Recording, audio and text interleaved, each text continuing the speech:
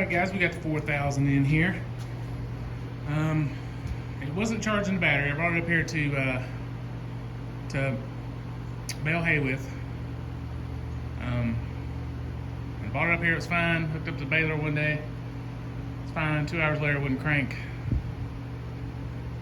Had to jump it off. Ran it all day, several hours, and it still wouldn't. Battery was dead when I tried to crank it again. So I didn't test anything. We're gonna put a new generator on it.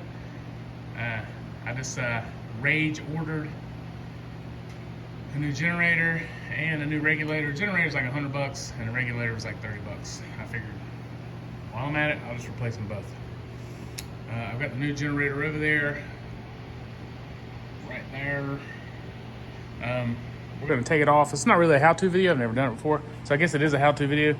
I know it's got 2 bolts, 2 3/8 bolts. One on the top now. I think it's got a bolt and a nut on the bottom flange. So we'll get that off. We got to get the pulley off. I didn't order another pulley, which I think is ridiculous that it doesn't come with a pulley. So hopefully we can reuse this pulley. If not, we'll have to order one if I can't get it off. Change this, change the regulator. I've already changed the oil. I've got the fuel filters right there. This stuff is for the 600.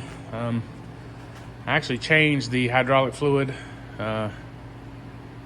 last year, so we're not going to do that. It's only got like 39 hours on it since the last time I did anything, so we're going to leave that alone. That's about it. Let's get started. All right, get the old generator off. You know, it's just bolts. It's just bolts. It's a little bit of a pain in the butt. I think if I had to do it again, I would definitely raise the lift all the way up, and you can scotch it up and then work on it, but I didn't, so we're there now. I had to pull the pulley off. It came off real easy. I was almost worried. So we already got it mounted on the new one. The new one is just a little bit different. The field windings are wired here. On the old one, it's on the back, but it's already got the tack. It's already got the tack gear and stuff on it. So, but before I get that mounted, I'm going to go ahead and spray paint the battery box here. I got some trash bags that I cut. Like I said, I couldn't get this battery box off, so it keeps putting their finger in front of the camera. My production crew is they're unprofessional at best. So I'm going to hit this with some Rust-Oleum.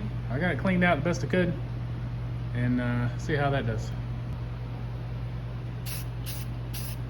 Get a piece of advice: never buy the front can, because there's a good chance that somebody already took it, sprayed it in the floor, and didn't clean the nozzle out, and just stuck it back in there. I always reach back a couple cans, get some in the back. I'm gonna do this, put a couple coats on here, and we're gonna call it good. So this generator came with this bolt already screwed in here, and it is an 8mm. And a regular 1/2-inch bolt won't fit in there. It just came with one. I didn't check the other ones. See if a 1/2-inch bolt fit to the rest of them. Yeah. So I'm just going to drill that one out 5/16. Not a 1/2-inch bolt. It's a 5/16 bolt. It takes a 1/2-inch socket. So I'm going to drill it out, that one, because I don't want to have to like be fighting it, because it takes a 13mm socket.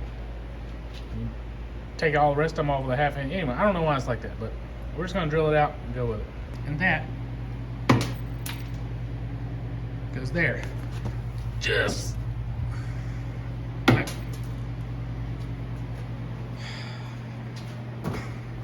swear to God, I'm not doing it on purpose. Just like that. So here's my problem. I don't know if the belt's too short, but if you put the bolts in the bottom, I had the back bolt in and the top bolt in, but I could not get this front bolt in. So I took it off. I was like, oh, I'll put this bolt in first. Like, that is all the play it's got. And this belt is still like too short to go over the pulley.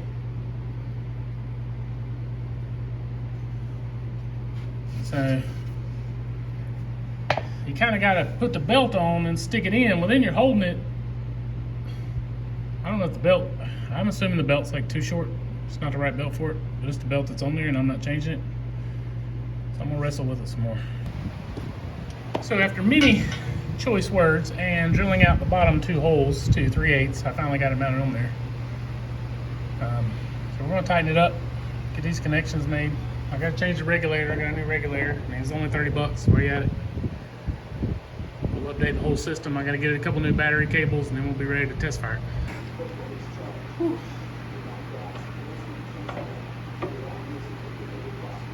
Who knew something filled with lead could be so heavy?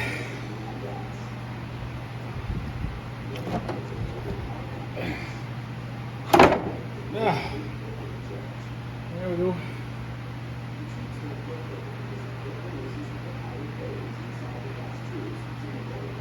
And I forgot to run the hot wire back up through there. It comes in through the back. Give me a minute and see if I can snake that up through there. All right, we're going to polarize the generator. I don't know if it has to be done. Everybody does it. So I got a wire here. And we're going to clamp it to the 12 volt here. I'm going to take it over here. I'm going to touch it to the field terminal. It should spark. I heard it click. Yep. So hopefully that's got that. Only thing left to do, I got to put the old bath filter back on, hook up the hot. We should be ready to go. All right, we're gonna give it a try. I got the old Harbor Freight meter here hooked up to the old battery.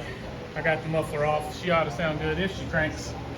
So you should see it drop down while we crank, and then after it fires up, it should come back up somewhere north of 12.5, maybe 13 volts. Contact.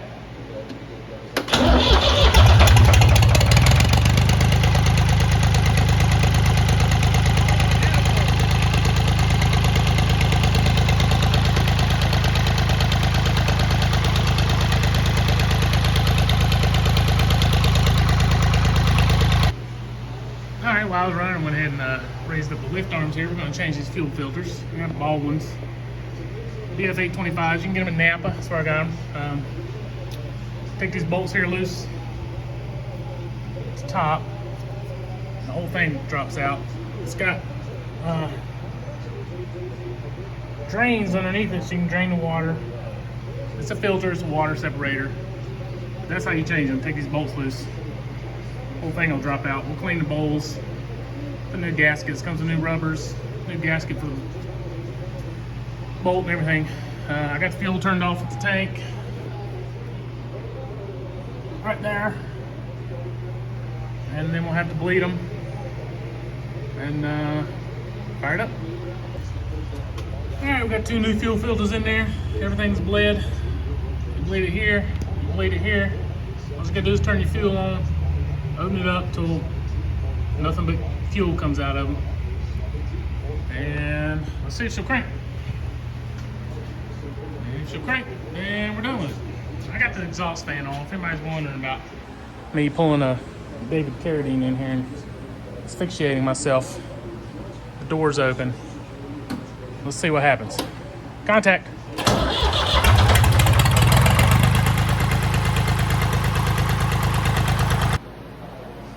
All right, guys, that's gonna do it. Servicing the David Brown, changing out the generator, regulator, fuel filters. Should be ready to go. Should be good for another 10 years.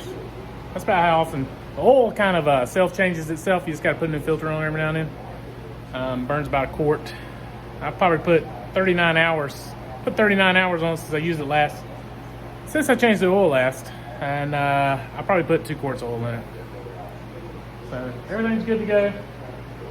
Looks like we're gonna be ready. I gotta put the hood and stuff back on and put this bad boy back to work. See you later.